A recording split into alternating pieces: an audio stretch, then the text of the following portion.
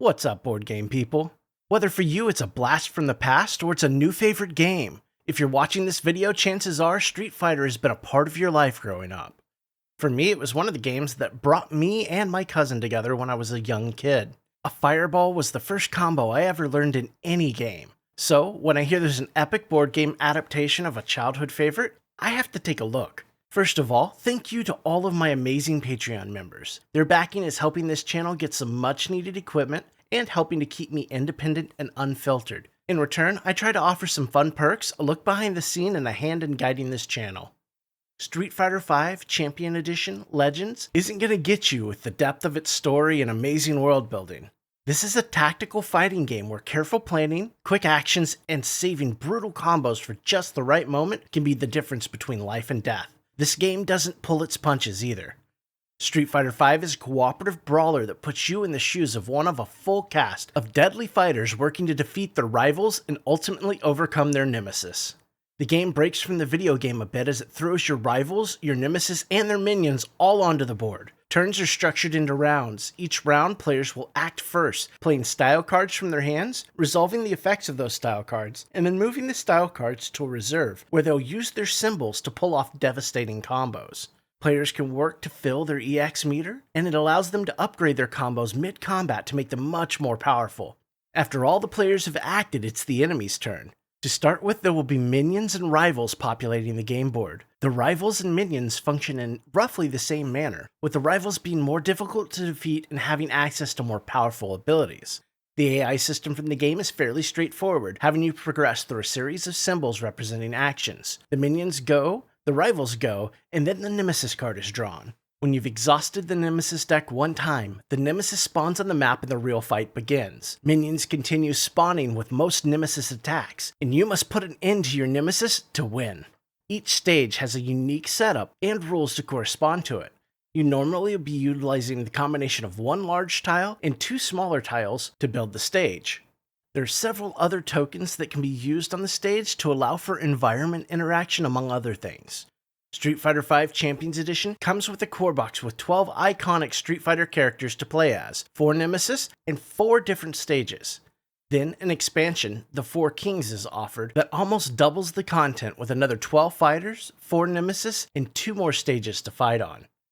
Overall, they're offering great coverage of fighters, both new and old, with a good amount of differing stages to compete on. So let's take a look at how you can get your hands on the game. Pledges are very simple here. For $75, you get the fighter tier, giving you a copy of the core game, all reveals, and the promo character Dan.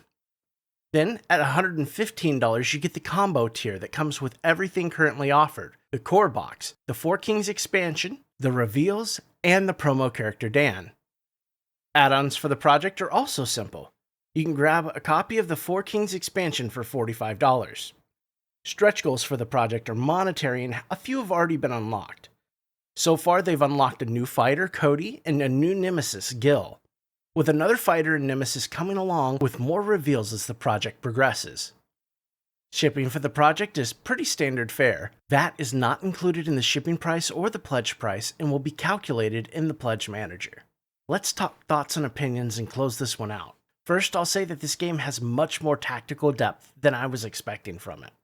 I was thinking it'd be a bit more on the brawler side, but with the combo system of using symbols and precise ordered combinations ensures you'll have to think ahead to play your cards. There's also the possibility to use cards to mitigate many effects or rolls that forces even another layer of strategy to become involved.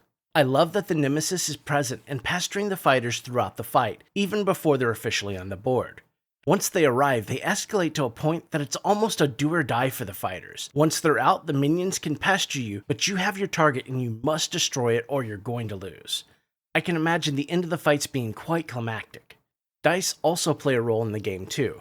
They introduce an element of randomness into the game without ever really being the only determinant factor. Dice can be re-rolled and your strategy still plays a huge role in whether you succeed or not. For me, a lot of what really captures me is the nostalgia factor. I was pleasantly surprised that I recognized many of the characters from my childhood. I think the mix of the new and old fighters will be really great, capturing young and old here. Finally, the stages themselves seem few in number, but they're the backdrop for the fight. I do love that the stages can play a role in the fight as well. Each stage has its own rules, and exploiting those rules can easily give you the upper hand in combat. So cons. It's silly, but I wish there was some continuity between matches. Some underlying simple narrative drawing you into the next fight, with an eventual finale against a final boss. You know me, I like a good story. On the real though, from what I've seen of the prototype miniatures, they leave a little bit to be desired. For me, they would be the centerpiece of the game, especially considering you're looking at a mix of standees and miniatures, and I'd want at least decent quality miniatures in the end.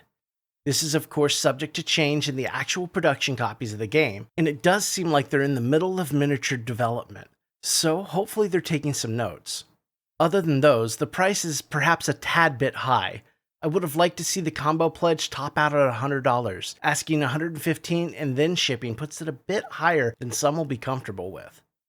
Is the game worth a back? I'd say so. The game has real potential to be a strategic, crunchy fighter brawler that could set the bar for those to come.